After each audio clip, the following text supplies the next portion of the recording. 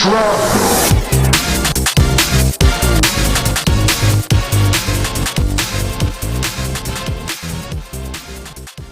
Wagwan everyone, and welcome to Film Shrapnel. This is your number one spot for everything movies. I'm your host, Tobias. This is your host, Craig. We are talking about Princess Mononoke today. Hello, Craig. How's it going? I'm all right. This is the last episode of Janime, and we're actually doing a Studio Ghibli film. Ghibli. It's not Gimli, like you said before. Yeah, it's not Gimli. It's not Studio Ghibli. But It's a very however you pronounce it, we're doing one today. yes, and I will say, this is one of my favorite movies. Like I think I watched this first when I was like 11, This is and not appropriate for an 11-year-old. well, this is the thing. Like I saw it. Like we were in the library with my mum, and I saw. I can't remember if it was in DVD or video. And I don't know why I was drawn to it. I really have no idea, but I just looked at the cover and I thought, "Oh, this looks interesting." And I just asked my mum, can we rent it?" And she said yes. And that's how the first anime movie I've ever watched. And I really liked it. I think I watched it multiple times. I mean, yeah, I will say this is an incredibly good movie. I don't think I realized how good it was though when I watched it though, but it's fantastic. It is. And I also It's very realized, I also realized that I kept calling it Princess Mononoke for ages as well. Not thinking about the E at the end. Mhm. I think it's Mononoke, right?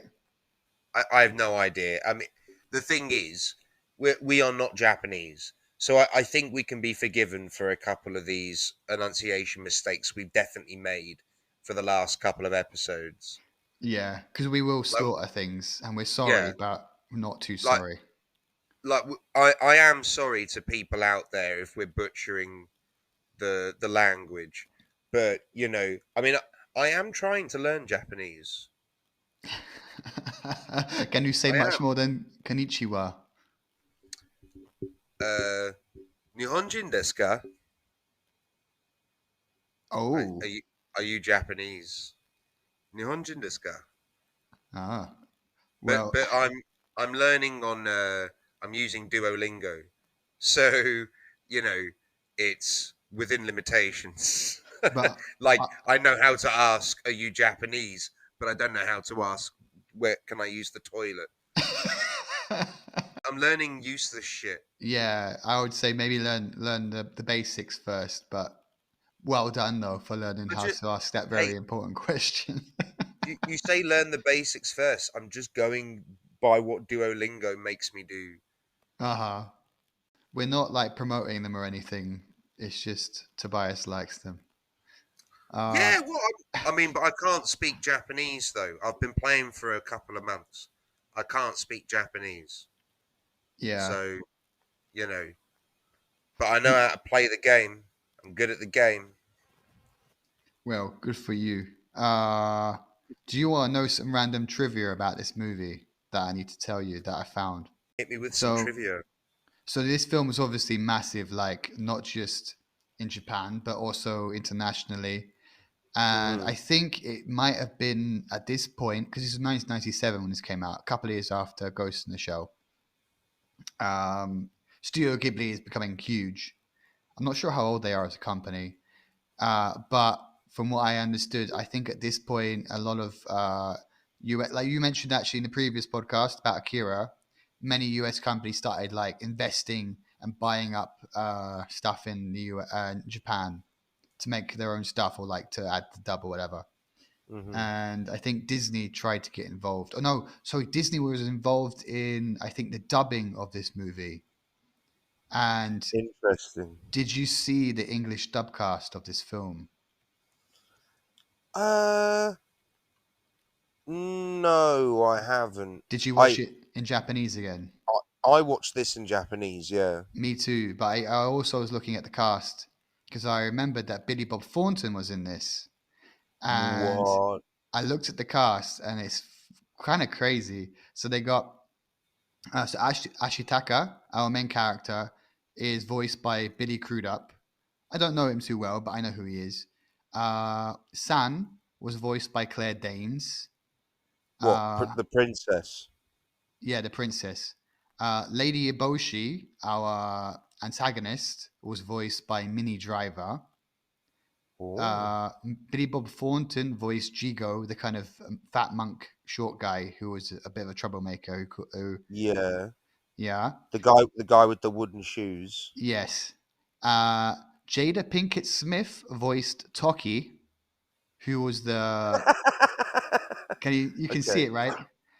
Yeah. Uh, then you had John DiMaggio, who voices Bender from Futurama, voiced Gonza, which I believe he was the bodyguard of Lady Eboshi, and I can see that fitting Oh, very well in his Bender voice. Moro, the goddess, the wolf goddess, was voiced by Gillian Anderson, and Keith David Jesus.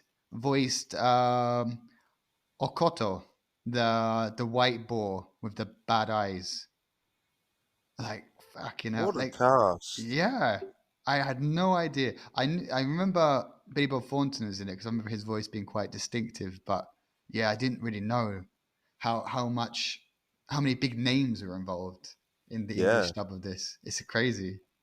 I mean, the only thing I'm aware that Christian Bale does a voice in the Moving Castle one, Hal's Hmm. Moving Castle. That's the only one I really know about in terms of like surprise and cast. So yeah, it's interesting to me that like I didn't know that it. Maybe I should have tried to find an English dub of this. I couldn't find it. I tried first, but I couldn't get one. No, I specifically only wanted to go for Japanese dub, like the original Japanese audio. But now that I've heard that it's like an actual, like a uh, proper list of actors working on the English dubbing, I might have actually enjoyed it. Yeah.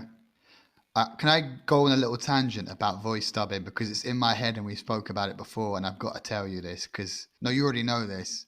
Yeah, Do you go on. remember a while ago we were talking about that movie? Oh god damn it, what's it called? The one about Moses set in Or Egypt. Prince of Egypt. Yes, yes. And we were talking about this, and I remember because I Jeff Goldblum is in it, Yeah, and he's Aaron. yeah, and I was just thinking about yeah, like the kind of like stepbrother or adopted brother, and I was just thinking about like how actors can sound very different when you see them, when you listen to them dubbing something. And I always remember this was Jeff Goldblum because like this sounds like Jeff Goldblum, but there's not enough umming and ahhing in what he's saying for it to be Jeff Goldblum. And I checked, oh, it actually is. I guess they just like cut out his umming and ahhing because he's so well known for it. Yeah. And I I was just, to be fair though, I didn't realize for years that it's Val Kilmer playing Moses. I also did not know that. Yeah, because that he does it like Jeff Goldblum. They do it like their performance is different to how you normally expect them. Yeah, it's kind of odd, isn't it? Mm. Anyway, can I give you another bit of trivia before we're into the film because you this is Go also on, interesting. I'm go sorry, on then, I have to go give on you then. this. So apparently, this is straight from Wikipedia. Oh, so we So know how reliable it is. well, it has a source. Um, so yeah, this film got very big in the US. Well, sorry, in Japan, and then they wanted to dub it and bring it to the US and the rest of the world. And but there was some like trouble apparently with like agreements over the length of the film and stuff like this and what changes should be made. So here it is. In response to demands from Miramax chairman Harvey Weinstein to edit the film, producer Toshio Suzuki sent Weinstein a sword with the message "No cuts." So I thought that was kind of interesting. What? He threatened his life. Basically, That's amazing. He threatened his life. yeah. But it's Harvey Jesus. Weinstein, so he's a monster anyway, so it's okay to No, forgive yeah, him. I mean it couldn't happen to a more deserving guy, but that's amazing. That's amazing. All right, well, no cuts. No cuts. It is a long movie. Yeah, I think it's It's over 2 hours. I it's think. a hundred. Mike, the copy I watched was 133-ish minutes. Oh, okay, fair So enough. we're 2 hours and about a quarter, two and a quarter ish. Yeah. So I've already told you how much I love this film, and it has a special place for me. But Mm. tell me then, as because you hadn't seen this film before, No, I hadn't seen this film. tell me what your initial thoughts are. Give me some Tobias insight into this, into Princess Mononoke. Meh. What? No, I just thought it'd be funny to be anticlimactic after your amazing introduction. Uh, I really liked it. I thought it was excellent. This is my favourite film out of the three we've done by a long way. I really like this film. Um, I think the artwork is just on another level. Like I I appreciate the style of Ghost in the Shell. I really loved the aesthetic of Akira. This was like a painting come to life. Mm. This was stunning. I loved everything, all the design, like the set location designs. Just like just the opening beginning, the beginning where there he's sort of going down. Is he on a? He's on his little stag thing, I think. But Elk, like I think they call it. but it's this like they're going down a trench of like like a stone wall trench, and it just looks great. Like uh, I don't know how else to describe it besides Japanese Shire. Yeah, yeah, I think Yeah, that's good. Studio Jap. Ghibli, Japanese Shire. Yeah, like there's like a it's like it's like Japanese Lord of the Ringsy, kind of. I really, I loved the style. I thought it was just so fun to watch from beginning to end. I wasn't bored. Um, I didn't lose any of the plot. I thoroughly enjoyed it. Um, I love how the artwork is so vibrant, and then you can immediately contrast it with a totally different art style for the. Um, I've written it in quotations here. Bear with the Venom symbiote, but like that black sludge monster, the way they've done the artwork on the on the on the monster, that really, it contrasts so beautifully with the vibrancy of the rest of the artwork, and it's just so beautiful. It really is beautiful. Yeah, yeah. I wrote on that when I saw the first boar. That's kind of like a demon. It's become gone from a god to a demon. Uh, The Tatarigami. yes, yes, that's the word. Like the Japanese and their tentacles, because there's Mhm. always something like this, isn't there? But it's also worth mentioning of the three films we've watched. Uh, Akira and Ghost in the Shell are both been like kind of sci-fi, dystopian kind of things. But this for this film we've gone backwards in time. We've gone to a kind of like mystical, non-existent past, a Yeah, time before time kind we of thing.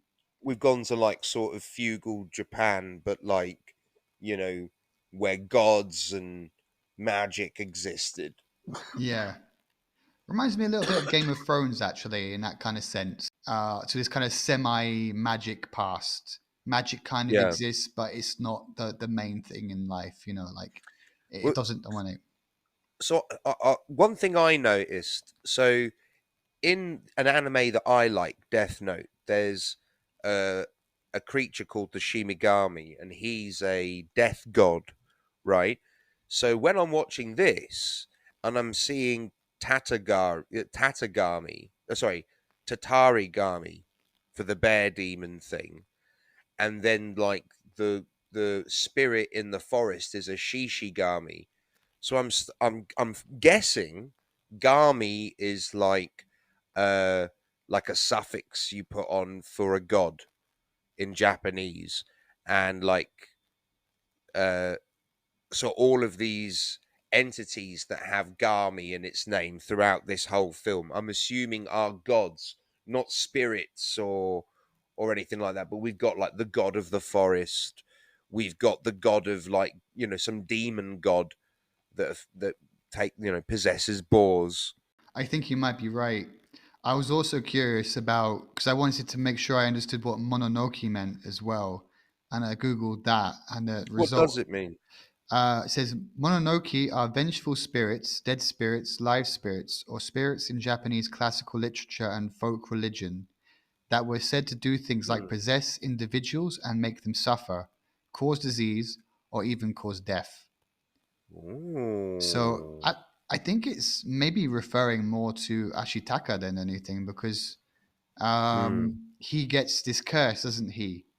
Yeah. So to explain a little bit about the plot, it Well, starts where it go has on. to be said that for a film called Princess Mononoke, she is not the main character. She's like I would say Ashitaka is definitely the central driving force of this film, and like especially because obviously there's this like element of humanity versus nature, and that nature doesn't like humanity sort of moving in on its like you're killing nature.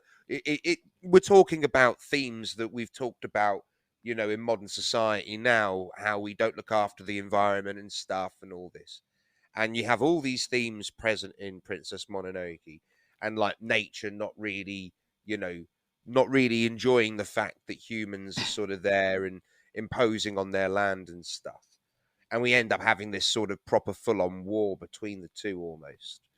Um, but like realistically, uh, the girl, she is a human that was raised by wolves, so she is one of nature, but she's also human. It would make way more sense for her to be the central point of this movie, the go between two worlds. But it isn't her; it's Ashitaka, Yeah, which I found interesting. yeah, and Not how I would have told the story. yeah. So the whole thing about Ashitaka is that from the beginning of the film, we should explain to the listeners a little bit. So Yeah, go Ashitaka, on.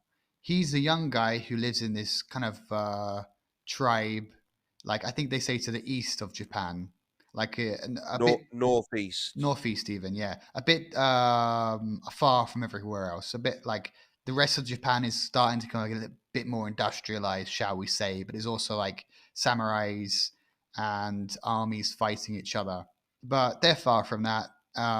Mm, But that said, they're from what they suggest, they're he's like one of the few young people left in his village. Everyone is kind of getting a bit yeah, old, and they get attacked by the Tatarigami, the yes, bear demon thing, the boar Boar demon thing, he and he manages to becomes kill it. infected.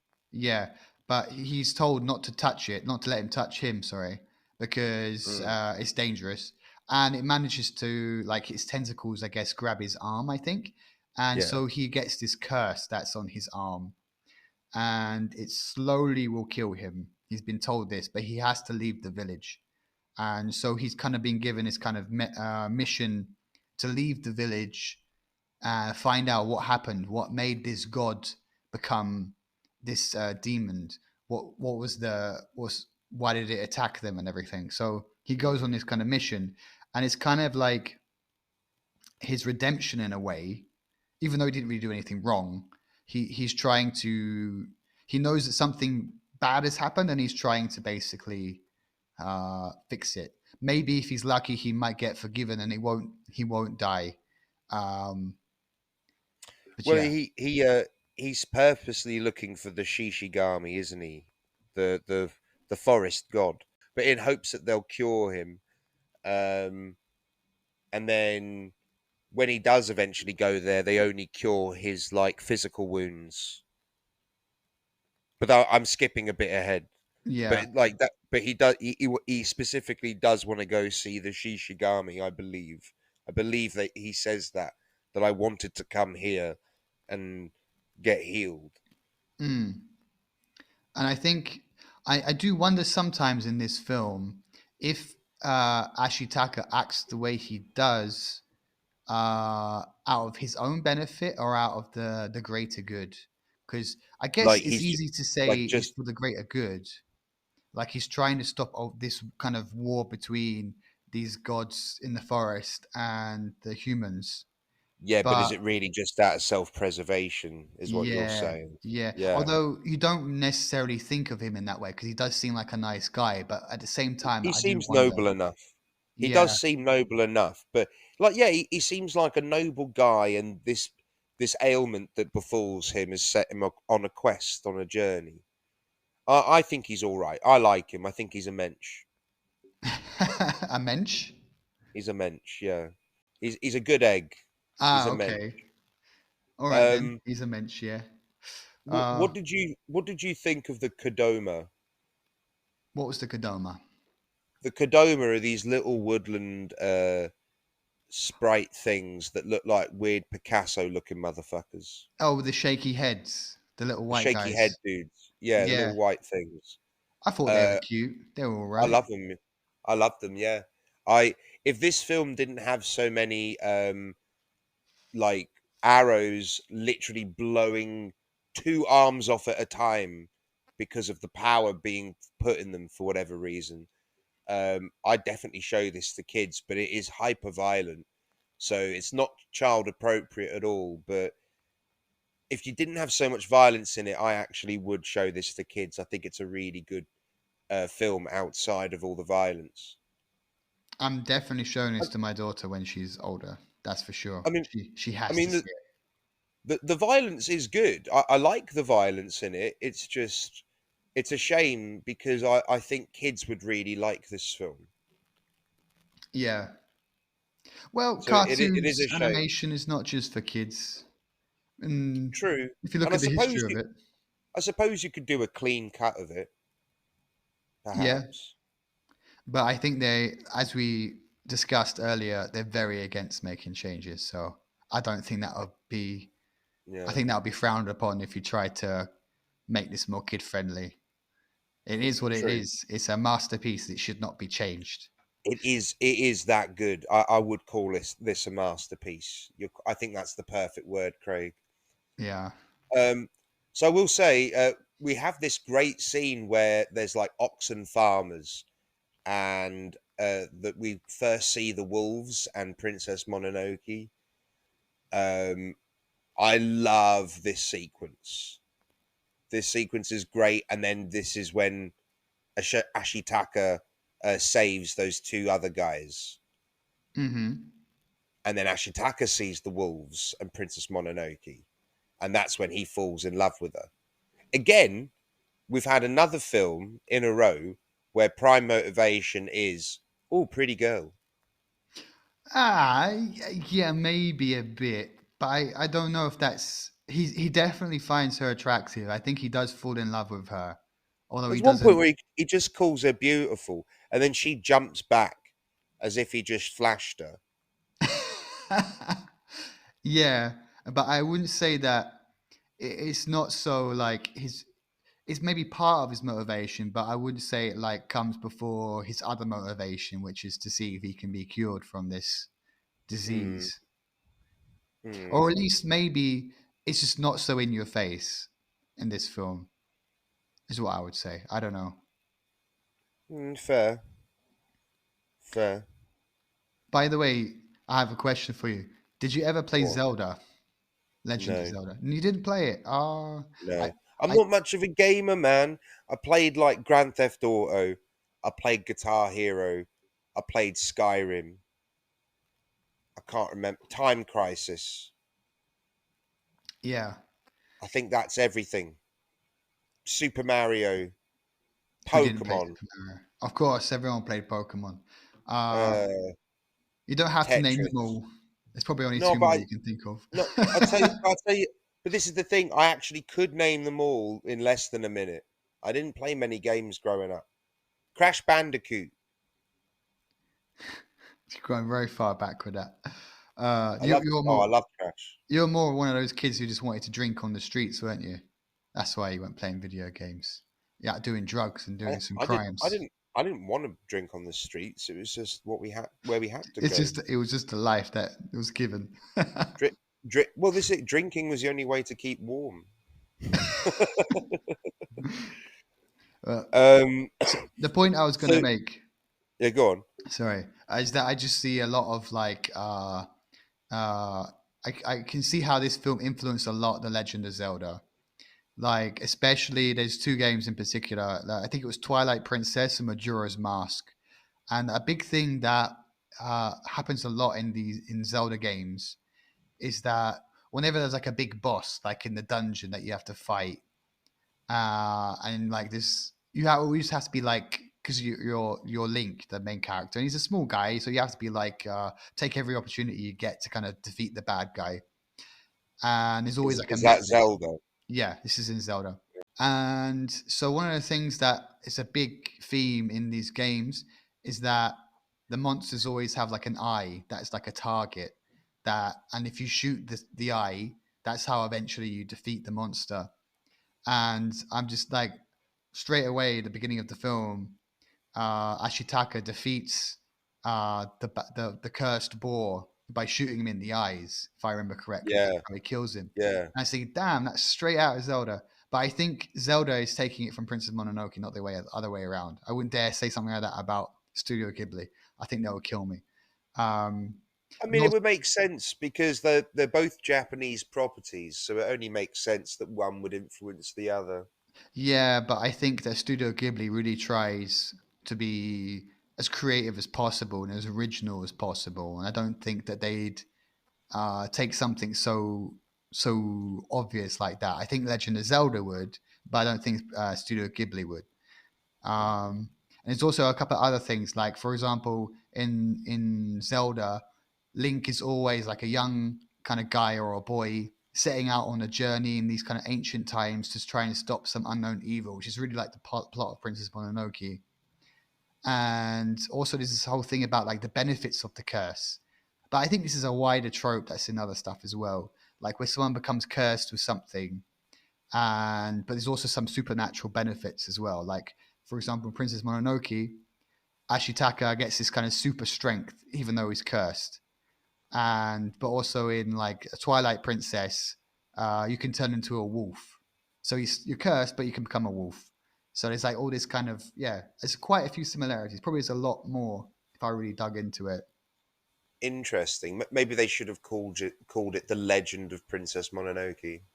Maybe yeah. Maybe they should have. I will say, speaking of like him having superhuman strength with that demon arm thing, I feel like they didn't utilize that as much as they could have, or as well as they could have. I think they could have used that a lot more. Maybe yeah. I feel like it was just sort of there. Just sort of in this on the sides. 'Cause I think the plot was just too big to also include that ability too much in the film. Maybe I don't know. I mean, they already showed it, like giving him powers, but like it would have been nice if maybe they just had like a scene or two here of maybe showing how it's corrupting him a little bit, hence why he needs to get rid of it ASAP before he Yes, loses it. Something like that would have been nice, you know. yeah. I was also thinking about that as well because I my whole assumption like that when he was touched by the curse that it would slowly turn him because the curse is like Yeah, that's a what I thought was hate. going to happen. Yeah, Yeah, yeah. It's the boar says. I think I wrote down the line: "Foul humans, you will feel my hate and suffering." And I assumed that this, like, sort of demon disease that he's got was like eventually going to turn him into one of these like Tatarigami kind of demon things. yeah. I thought the same, and I was also thinking about. So I'm skipping a lot, but towards the end, also what's her name? Yeah, San, Princess Mononoke. is also touched by one. So the other boar, Okototo, I think it's how you spell it, Okototo, becomes evil as well. He gets cursed and becomes a, how do you say, Tatagami? Tata. Tari, ta, Tatarigami. Yes, he becomes one as well. And San gets touched. And also, I think the wolf mother gets touched as well. And I was thinking, well, shouldn't it just immediately spread to them? Because also, San didn't get any I thought marks so on too. her. She didn't get Mhm.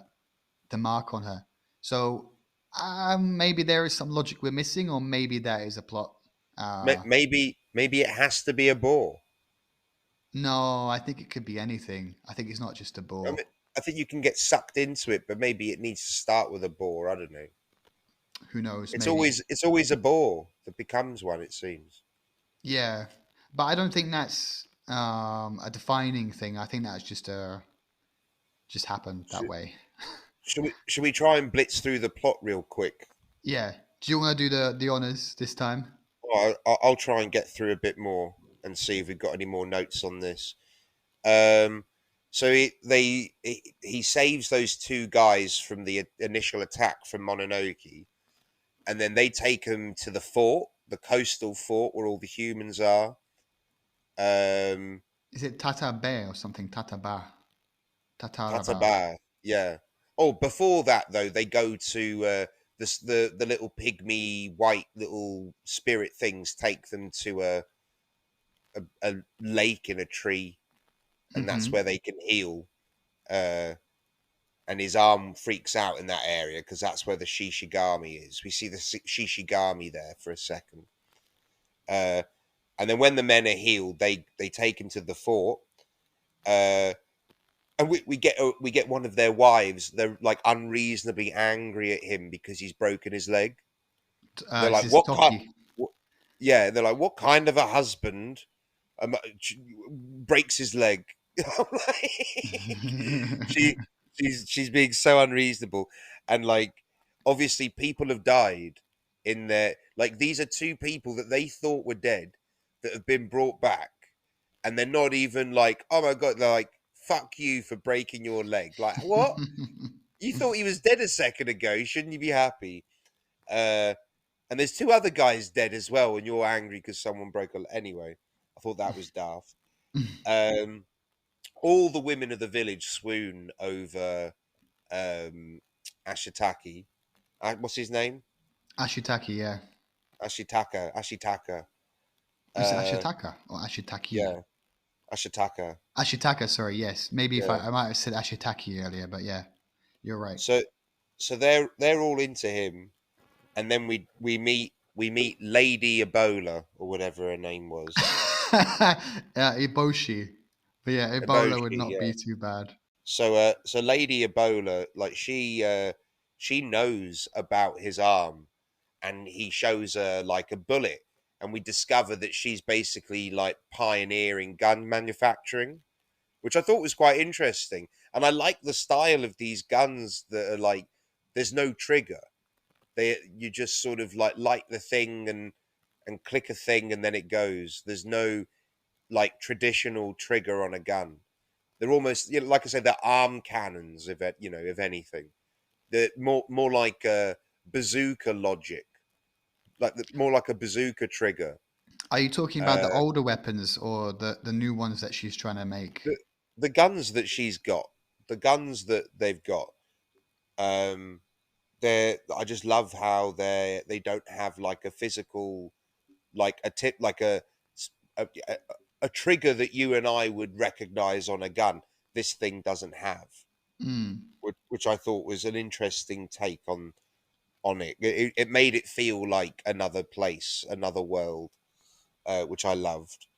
Um, and then like we get to sort of go around the fort. We see that people like it's a hard life, but people are happy.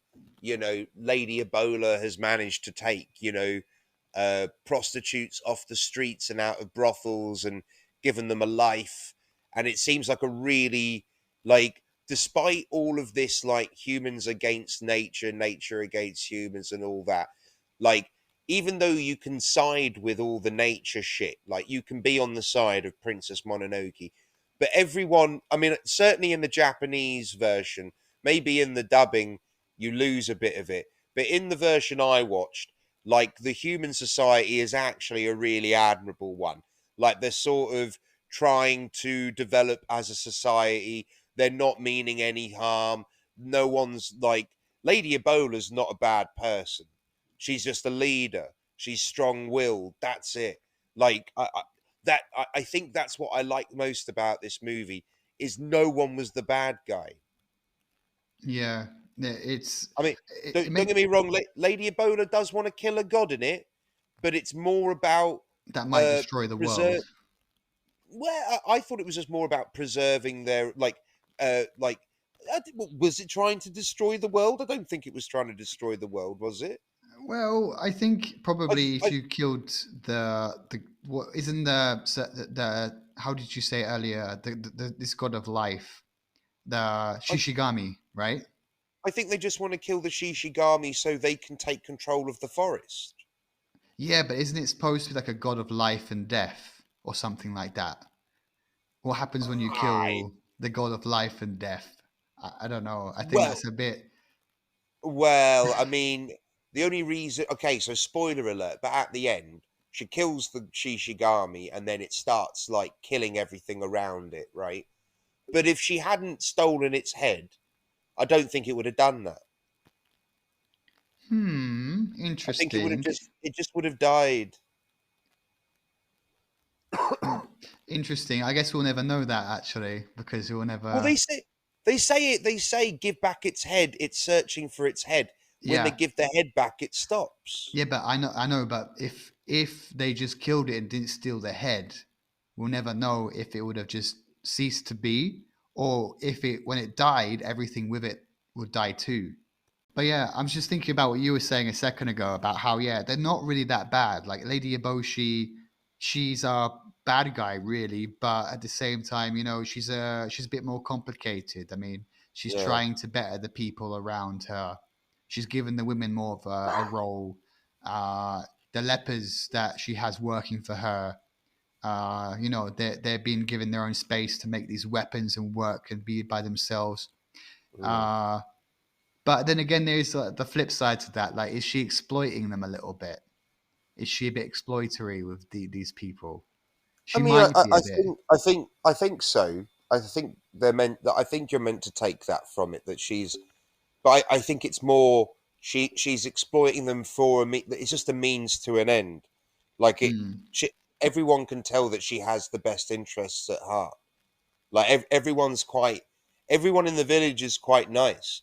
Like even when she's like, "Oh, stop him," and Ashitaka goes to the gate and they shoot him, and even the guards at the gate are like, "Dude, can just stop. We don't want to hurt you.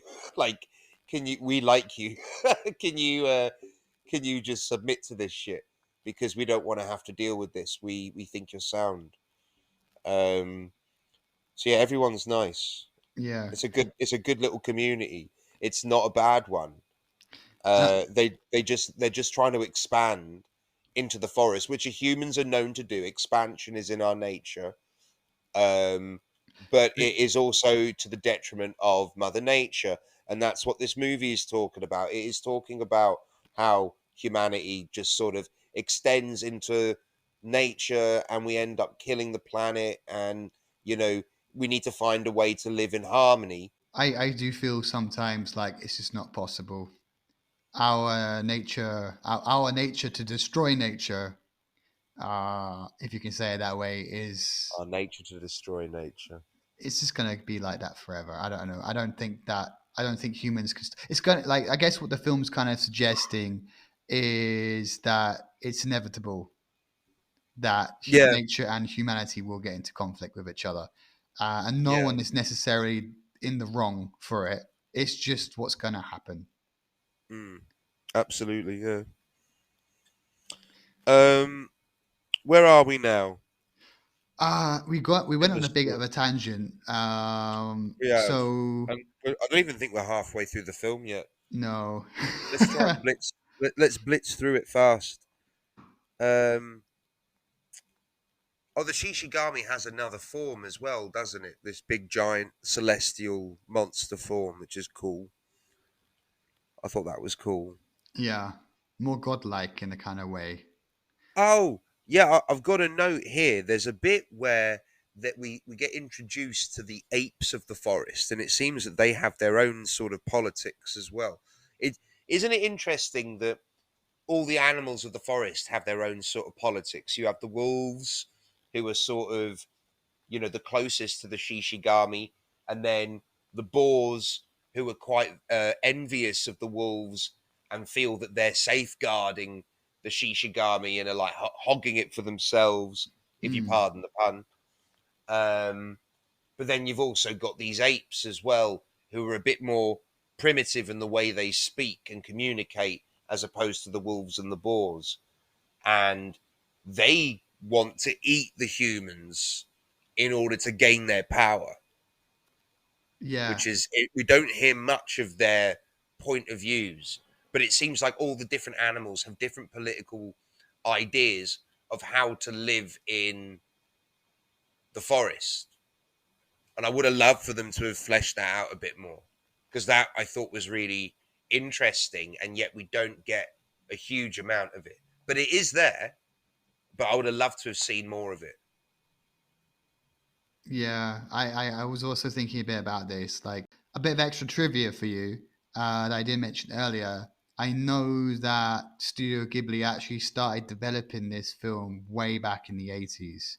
So I know that they had a lot of time. Really? Yeah, like I don't know, I can't remember the guy's name who directed it. I should know his name because he's involved in most of their projects. Um, But he they worked started on this for 10 years. well, like on and off, like here and there. Like I know that he worked on two other projects. Like he put it on hold, then he worked on this and that, then he came back to it, and so he had a lot of time Interesting. to build the world here. It wasn't just like didn't make this in a year. This is like a lot of work went into making this film what it is, and like even just the style, everything about this film took a long time to develop and come together.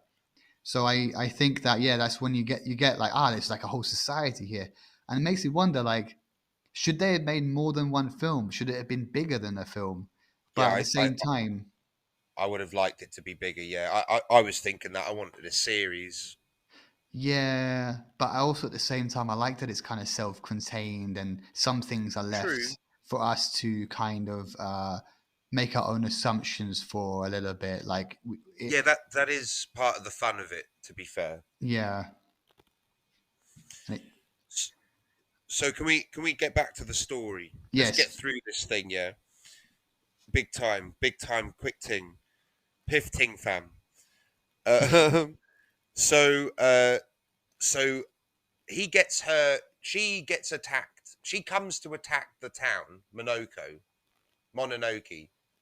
She comes to attack the town. The town shoot her in the face. Ash. I'm just going to call him Ash.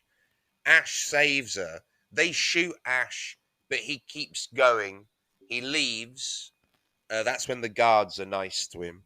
He leaves, and then they get her and him to the Shishigami place, and that's where they heal him. But they don't heal his arm. And he says, "Oh, I was hoping they'd heal my arm, but they've only healed my regular wounds." Um, Also, she gives him something to chew, some brown thing to chew here. Did you see that? And yeah. she literally passes it to him through her own mouth as well. What was that? I assume like some kind of dried meat, like beef jerky or something. Like I don't know. I don't know. Um. So we find out that the boars are pretty pissed off. Because Ashitaka killed the first boar at the beginning of the movie, but they don't know that he was a Tatarigami. So when they do Hmm. find out that he was a Tatarigami, they calm down about getting angry with Ash. But initially they want to kill him. Like I say, woodland politics made fun. Yeah, I couldn't say you're wrong on that. Yeah, this is the thing. I would say both the humans and nature both are portrayed as questionable, which Mm. which I liked. I liked that there was no clear good guy and bad guy besides Ashitaka. Ashitaka is this and Mononoke, but not initially. Initially, Mononoke is very sided with the nature, but Ashitaka is very like, he is our sort of moral compass of like, let's find a middle ground here. Yeah. It's very about yeah. I really like all the shades of all these themes that they're talking about. Well, it's I like interesting. this film a lot. Yeah, me too. I was just thinking as well, like, they didn't make the nature too good because I think it'd be very easy just to make them completely the good guys, completely, um, what's the word I'm looking for? Maybe I've said it when I say completely the good guys, if that makes any sense at all. Just too nice and too perfect and too good. But what they've kind of done is actually make it kind of more realistic because nature can be savage and they are savage. you know Mm. I think it's the savagery that makes it kind of like Well, neither side is, yeah, like you said, questionable you know yeah, there's a bit where Ashitaka falls off the wolf, and the wolf just goes to like eat his head, yes. rip his head off, and Mononoke's like, nah, nah, you know what? Leave him for a minute. I'll decide what to do with him. But if she Yeah, hadn't said that, he would have just eaten his head off. yeah. I like that they weren't like, they didn't immediately like him. It takes them a while to really trust him because he's Yeah, not one they of want to them. they want to eat him at first, and his pet. Yeah. And even still, like after he goes back with them, it still takes a while, not till things really start to heat up. Uh, do they really like start to work with Ashitaka to try to stop things going out of hand? Mm. So yeah, let's continue with the plot though. So where were we then? Uh, I think like the boars start attacking the wolves and the humans. So like oh, I think the fort's under attack, isn't it? yeah, like I The think, samurai show up as well. yeah. So the Lady Eboshi takes her men to set up a base somewhere to fight the wolves. And I think actually no, she's going to kill the Shishigami, and the wolves are going to attack. But the boars are there. They got all their boars there to fight, and so. Yeah, But Lady Eboshi, she has explosives, so she kind of blows up the shit out of all these boars, and the boars are kind of dying. And the wolves, I think, fight with them, but they survive. And meanwhile, while that's happening, the samurai attack. Uh, is it Tatabe or was it Tataba or something? I can't remember the name of the fort where they were.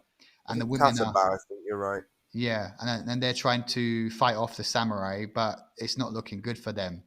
So Ashitaka wants to stop the fighting and tell Lady Eboshi to stop trying to kill the Shishigami because it's not a good idea, and to go back and keep her people safe. And I think it's somewhere around here that Otokoto, the white boar, uh, Yeah, turns into Tatagami, I think. yeah, you're right. Yeah, I wrote down. I called him King Boar.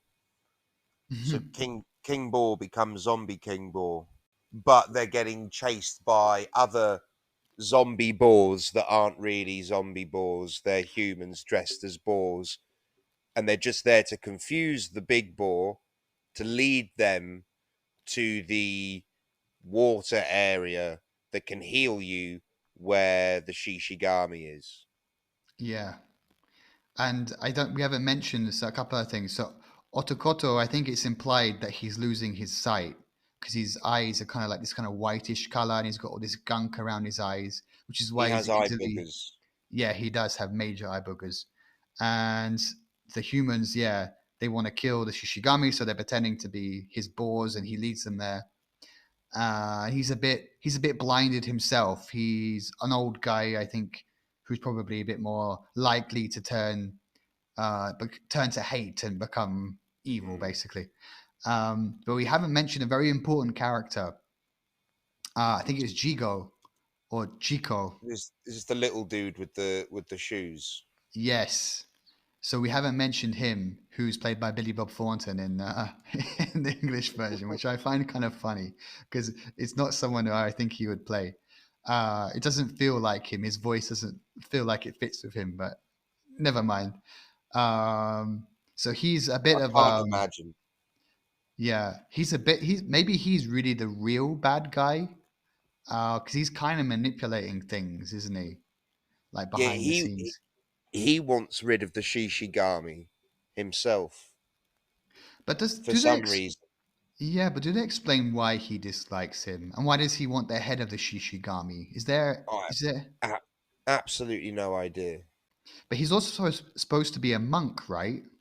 Yeah, And along the way, the first time we meet him is because Ashitaka actually saved his life by accident. exactly. Yeah, so I thought he was going to be like one of the good ones. I thought he was going to be a mensch, but he wasn't. No, he's the opposite. Yeah, And yeah, I don't know why he didn't explain that, but he lives in the end. I think he just gets off scot free and goes about his life, doesn't he? he does. But hang on, how did they get there again? So, oh, hang on, we've skipped a big chunk. Yeah. So I think so. Okakoto becomes a Tatagami, and Yeah, I forgot exactly what happens Monon here. Mononoke gets absorbed into him. Yes, and also I think Moro, the goddess wolf, dies as well. She's Yeah, dying in the pool. Mama Wolf dies. And then the Shishigami, I think, appears at this point, and I think it kisses Okoto and it dies. He just Yes. falls down. And Can we talk about the design of the Shishigami for a second here? Now that we're here, sure, before it turns into the big giant thing again, while it's this like elk but with a fucking human face, yeah, but not a human face, like a mask, but for a. I don't know how to I don't know how to explain this fucking face, a but human face. it's a weird face. What do you think of the design of this character? I Like liked it. it, in its daytime, I love the nighttime form Shishigami, but daytime form, you like it? Yeah, I think it looks a bit weird. but that's partly why I like it. It, for me, it was a bit like, I was a bit thrown by it, but I mean, it doesn't ruin the film for me or anything. But I just thought the design was a bit odd.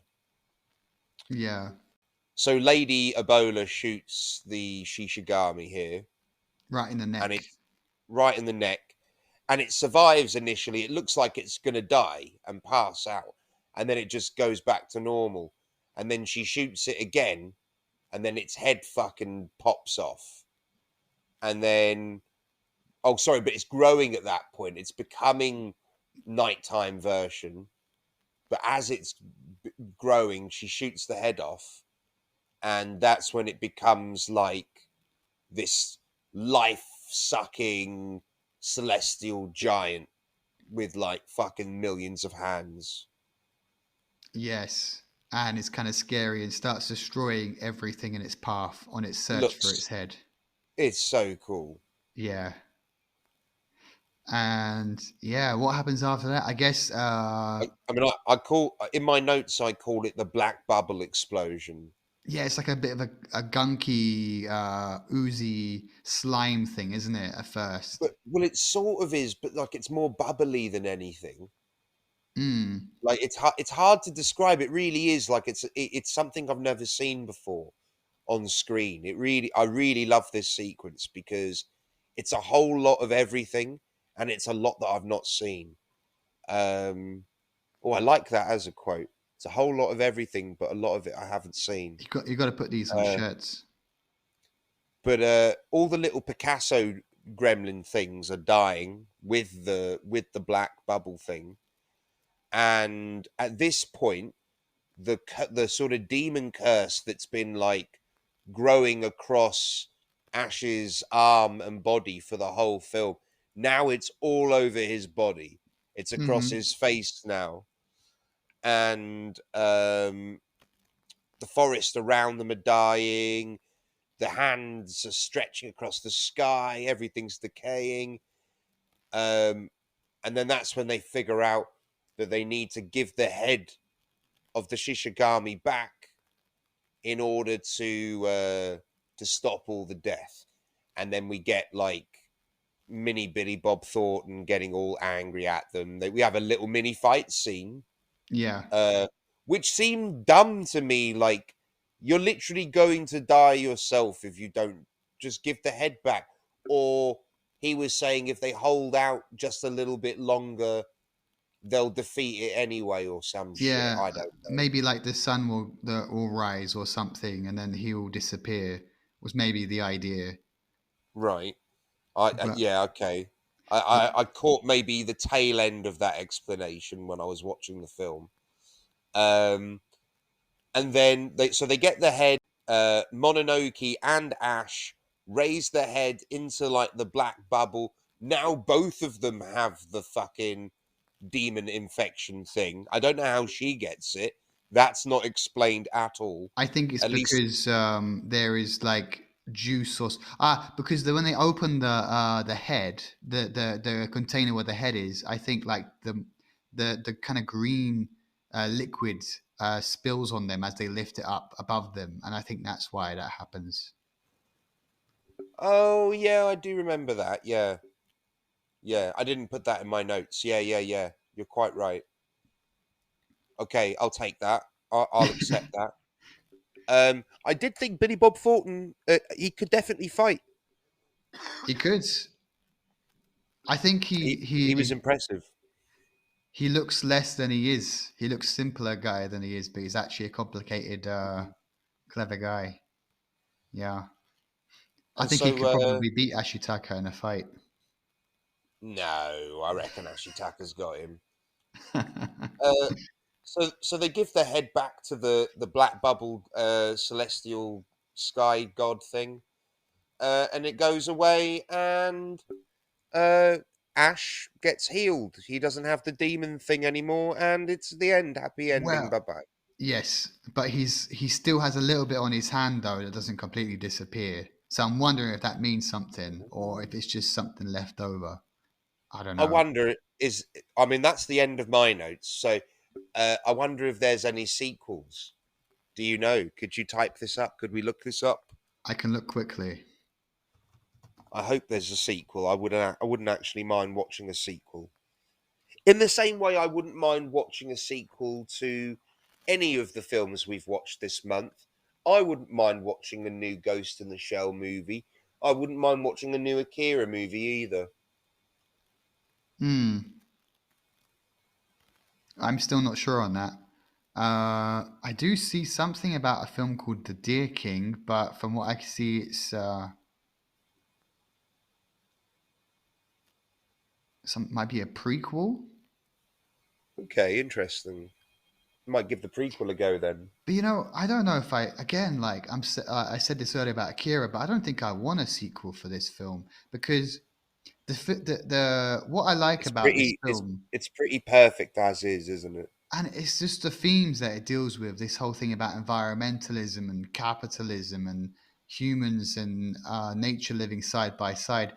Where can you take that next? The message has been said that it's been you've gone Um, through it now. Like you I can't mean, you really could take it further, could you?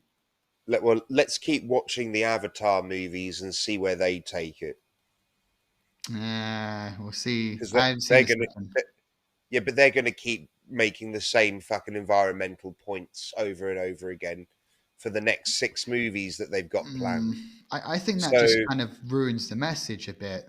Like, yeah, I agree. I think this movie it's kind of perfect, but if they made a sequel, I definitely would watch it. I I would really watch it like this maybe. movie. I would watch it, but at the same time, I'd feel like probably they'd it wouldn't live up to it, and I think they would lesser the Sure. first by making a sequel.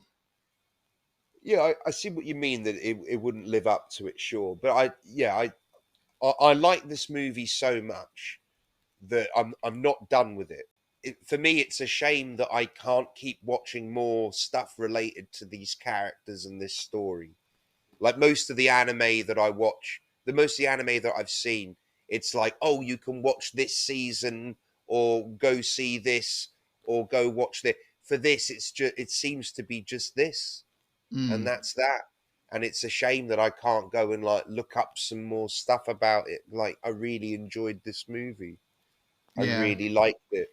Uh, I mean, I'm pretty much done with my notes. Do you have anything extra to point out, or are you done as well? I think I'm done too. Yeah, I think I've gone through Then, everything.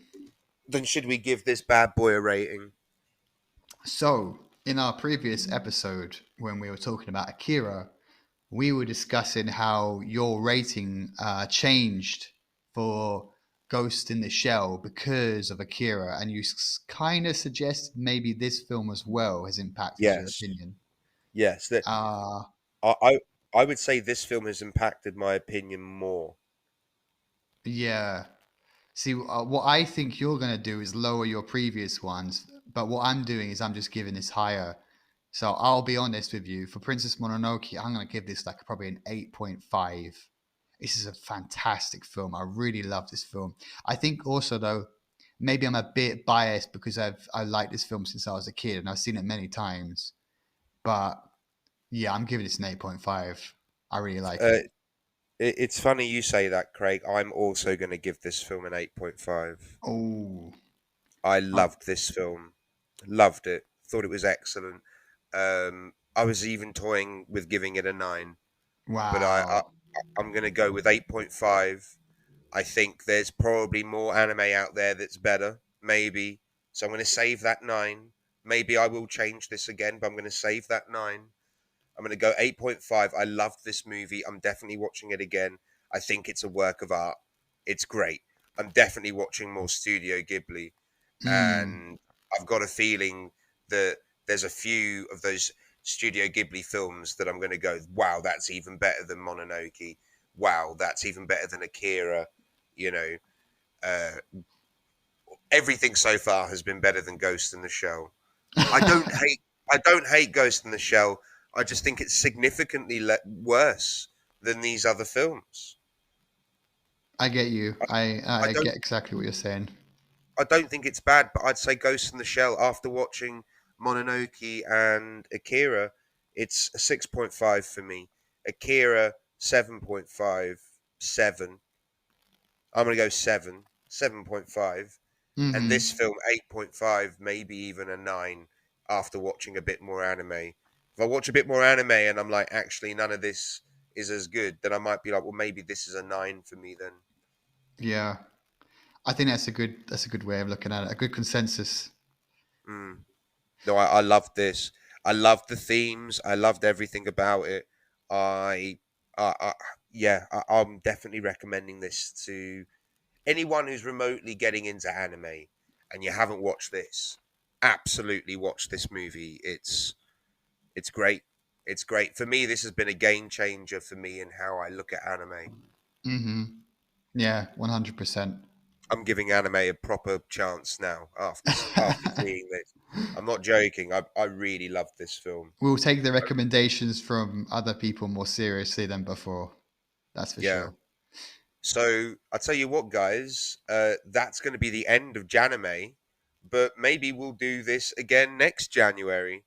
So perhaps you want to start recommending us uh, stuff to watch for next year's Janime month, or maybe we'll do another anime month sooner than January. We'll see. That's for sure. All right.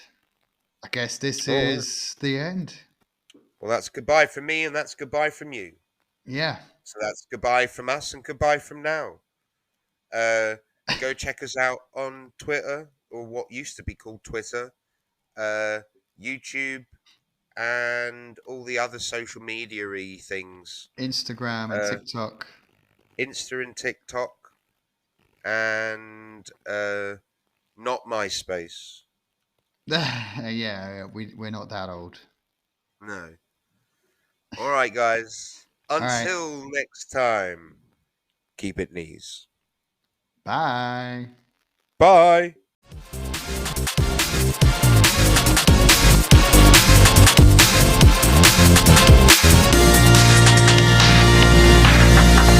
Film Shrapnel.